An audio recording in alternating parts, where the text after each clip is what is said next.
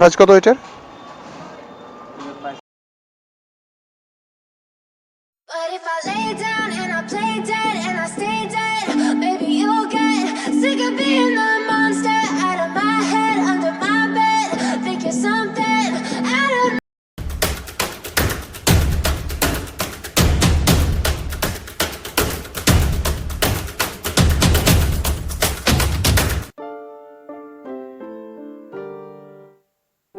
Hello friends, কেমন আছেন সবাই? আশা করি ভালোই আছেন। সকলের দোয়া নিয়ে আমিও ভালো আছি।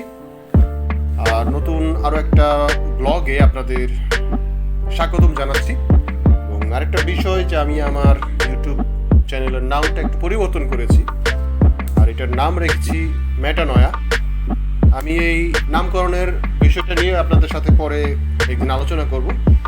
তবে আজকে আমি যে উদ্দেশ্যে ব্লগটা করছি এটা আপনারা থাম্বনেল দেখে নিশ্চয়ই বুঝে গেছেন যে আমি আমার বাইকের স্পকেট চেঞ্জ করব। আর এখন আমি যাচ্ছি স্টেশন রোড নতুন একটা স্পকেট সেট নেওয়ার জন্যে।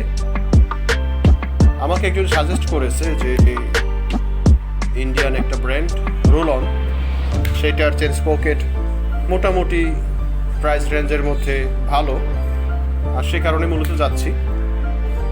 কিন্তু আসলে জানি না কোন দোকানটায় আসলে এটা সঠিক পাওয়া যায়, আমাকে খুঁজতে হবে।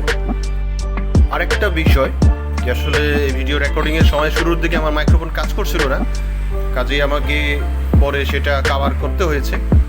সুতরাং সাউন্ডের সমস্যা হলে একটু ক্ষমা সুন্দর দৃষ্টিতে দেখে নেবেন। আচ্ছা, এখানে তো পেলাম না, তারা বলতেছে ইন্টারন্যাশনাল নাকি আছে, সেটা একটু দেখি এখন ইন্টারন্যাশনালটা আসলে কোন দেশে আছে। ইন্টারন্যাশনাল ট্রেডিং আচ্ছা, এখানে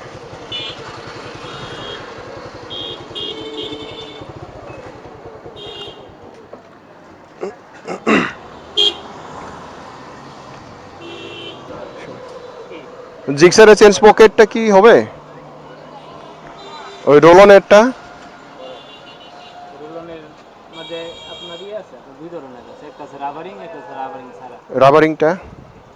রাবারিং ছাড়া তো হবে না।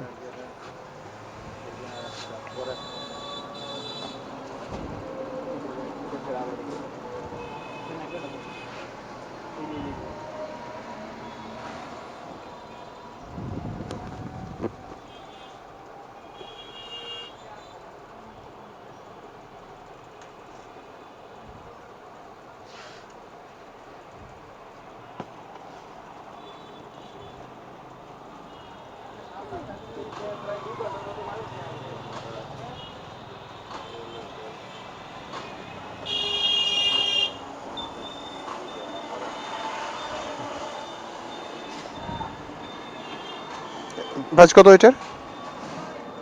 প্রাইস পুরো আপনার 2550 টাকা। আর ওই যে এটা ছাড়া রাবার ছাড়াটা হচ্ছে আপনার পরে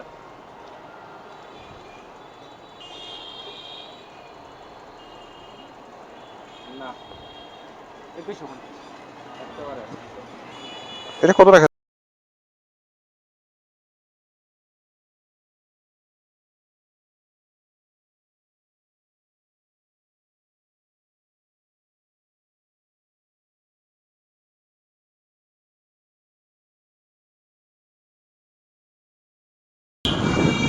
এখন যাব হলো বাইক কেয়ারে।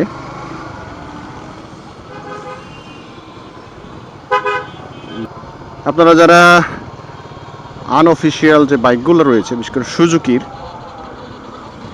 যদি কোনো সময় মনে করেন যে সমস্যা দেখা দিয়েছে, তো আপনারা নিয়ে আসতে পারেন এই বাইক কেয়ারে।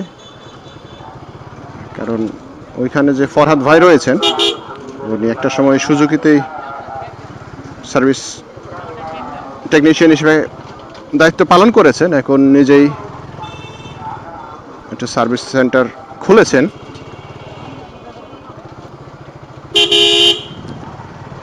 অরিজিনাল সুজুকির যে চেন স্পকেট, এর থেকে প্রায় আরও 1000 টাকা বেশি নিয়েছে এটার প্রাইস। তবে প্রাইস কত এটা আমি এখনো বলছি না, আগে চেনটা লাগাবো, তারপর একটা টেস্ট ড্রাইভ দিব, তারপরে আপনাদের সাথে শেয়ার করবো এটার প্রাইসটা কত নিয়েছে।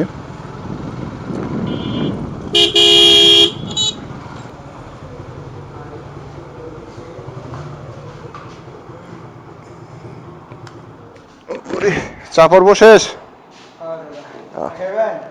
হ্যাঁ, না না চা খাবো না, চা খাইছি।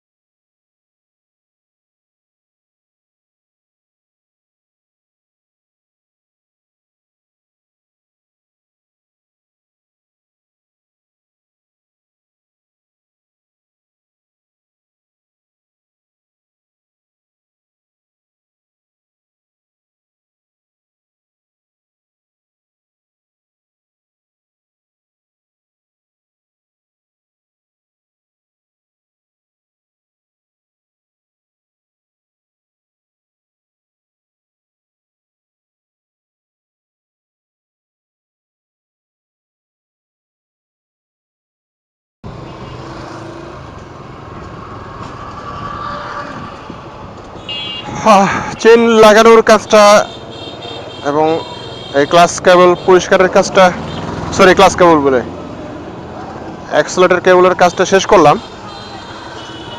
এখন যাব আবার নকল চাবি তৈরি করার জন্য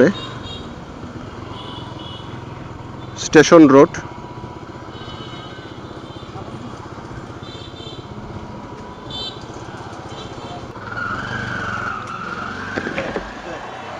কি অবস্থা?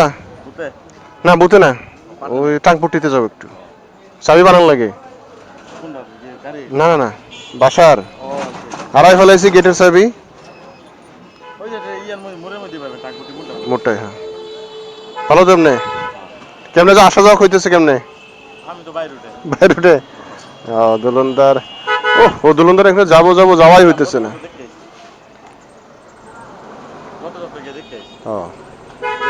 দেখি আজকে এক ফাঁকে যাইতে পারি কিনা। আমার বাসা গুলি কেন? ওই যে আগেরটা,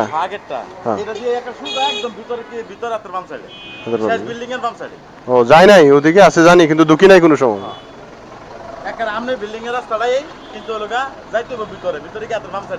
আচ্ছা এখন কই? ডুপ্লিকেট। আচ্ছা ঠিক আছে, দেখা যাবে। হ্যাঁ আচ্ছা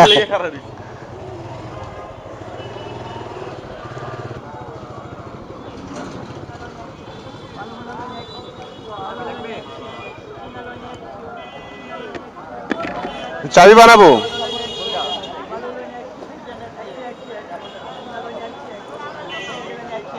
এইটা দুইটা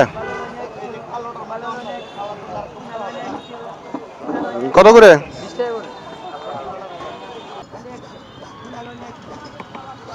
এখানে অনেকগুলাই আছে যারা আসলে তালা চাবির কাজগুলা করে।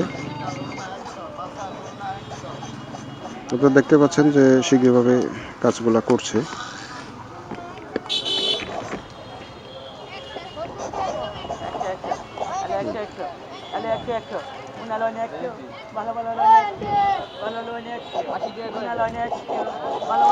এগুলো ইসের চাবিও তো বানানো যায় না, আমাদের বাইকের চাবিগুলো তো বানানো যায় এগুলো দিয়ে।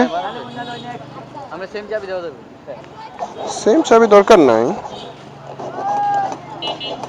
যদি অন্য ডিজাইন এগুলো করা যায়, যে এরকমগুলো হ্যাঁ করে দেবে। এরকম কত করে এগুলা? এই ডিজাইনটা হবে না মনে হয়, এই ডিজাইনটা ছাড়া নেই।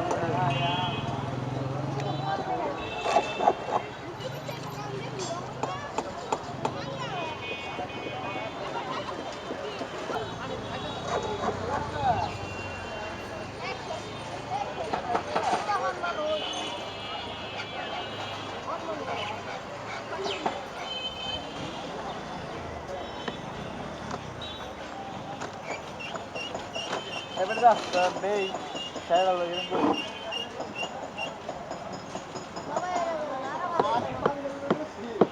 আর আবার তো দিদি জানে তোরা বে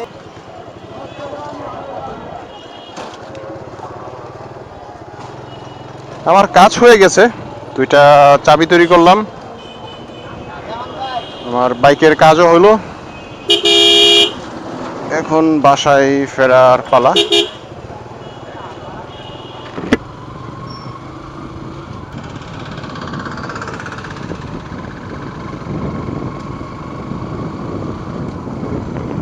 তো ফ্রেন্ডস, এই ছিল আমার আজকের টু ডু লিস্টে। প্রথমত আমার চেন স্পকেট কাজটা করালাম, পাশাপাশি আমার অ্যাক্সেলেটর কেবলের কাজটা একটু করালাম, তারপরে বাসার জন্যে দুইটা নকল চাবি তৈরি করলাম, কারণ আমি বাসার গেটের চাবি হারিয়ে ফেলেছিলাম। তাহলে আর কথা না বাড়াই, আজকে ভিডিও আমি এখানেই শেষ করব। যদি ভালো লাগে অবশ্যই একটা লাইক তো অবশ্যই করবেন, আর ভালো না লাগলেও একটা ডিসলাইক দিবেন। কথা হবে, দেখা হবে পরবর্তী কোনো ব্লগে। সেই পর্যন্ত ভালো থাকবেন, সুস্থ থাকবেন, নিরাপদে বাইক রাইড করবেন, অবশ্যই অবশ্যই